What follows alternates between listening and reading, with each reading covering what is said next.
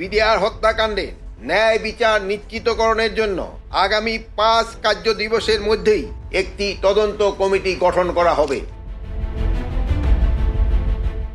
দায়িত্ব গ্রহণে 4 মাস অতিবাহিত হওয়ার পরেও বিডিআর হত্যাকাণ্ডের বিচার নিশ্চিত করতে না পারা হলো এই অন্তর্বর্তী সরকারের একটি চরম ব্যর্থতা দাবি করে বিডিআর হত্যাকাণ্ডের ভিকটিম পরিবারগুলোকে সাথে নিয়ে মঙ্গলবার আইন উপদেষ্টার কার্যালয় এবং স্বরাষ্ট্র উপদেষ্টার কার্যালয় ঘেরাও করার ঘোষণা দেয় বৈষম্য বিরোধী ছাত্র আন্দোলনের অন্যতম সমন্বয়ক মাহিন সরকার।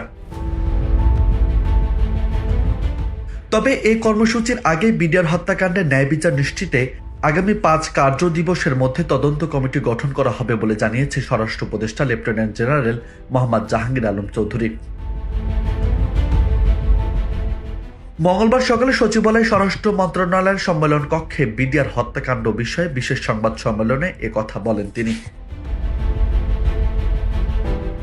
স্বরাষ্ট্র উপদেষ্টা বলেন, তদন্ত কমিটিতে অবসরপ্রাপ্ত বিচারক, পুলিশ ও সশস্ত্র বাহিনীর সদস্যদের রাখা হবে। সশস্ত্র বাহিনীর সদস্যদের সংখ্যা বেশি হবে, তবে পুনঃ তদন্তের বিষয়ে এখনো নিশ্চিত না। এ আদেশ দেওয়ার এখতিয়ার আদালতের বলে জানান তিনি। গঠিত কমিটি বিডিআর বিদ্রোহের পুরো ঘটনার পূর্ণাঙ্গ তদন্ত করবে বলেও জানান উপদেষ্টা।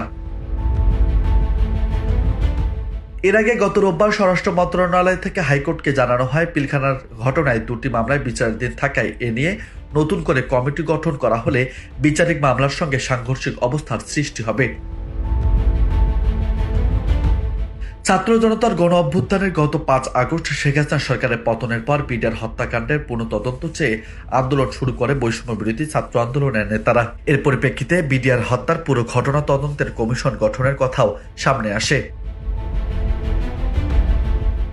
2009 সালে 25 ফেব্রুয়ারি পিলখানায় বিডিআর সদর দপ্তরে বিদ্রোহের ঘটনায় 57 জন সেনা কর্মকর্তা সহ 74 জন হত্যাকাণ্ডের শিকার হন। এ ঘটনায় রাজধানীর লালবাগ থানায় হত্যা ও বিস্ফোরক আইনে 2টি মামলা হয়। পরে এসব মামলা নিউ মার্কেট থানায় স্থানান্তরিত হয়। সিআইডি দীর্ঘ তদন্ত শেষে হত্যা মামলায় 23 বেসামরিক ব্যক্তি সহ প্রথমে 824 জনের বিরুদ্ধে অভিযোগপত্র দাখিল করে।